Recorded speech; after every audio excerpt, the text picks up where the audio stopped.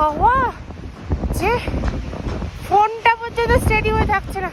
পিছনে গাছটা নোড়া দেখে বুঝতে পারবে এত হাওয়া। আমরা ঠিক করে স্টেডি হয়ে দাঁড়াতে পর্যন্ত পারছি না। সব ঠিক আছে, এরকম ঠান্ডাও অ্যাডজাস্টেবল, বাট হাওয়াটা ইজ এক্সট্রিম। গাছের পাতাগুলো নড়া দেখে বুঝতে পারবে। সাউন্ড কতটা আসছে আমি জানি না।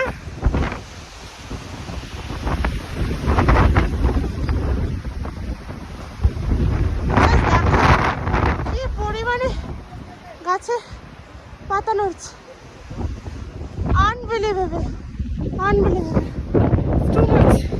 মানে এমন একটা অবস্থা মনে হচ্ছে কখন বাড়ি যাব, এরকম একটা অবস্থা।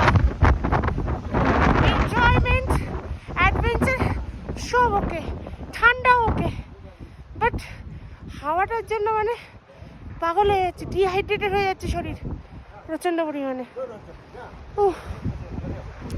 তারপরে স্নান করা যাচ্ছে না, এখানে কোনো স্নানের ব্যবস্থাই নেই।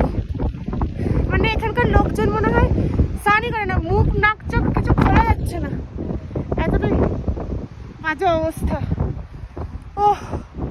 মানে লাইফের একটা আলটিমেট অ্যাডভেঞ্চার, একটা আলটিমেট একটা এক্সপিরিয়েন্স হয়ে থাকলো।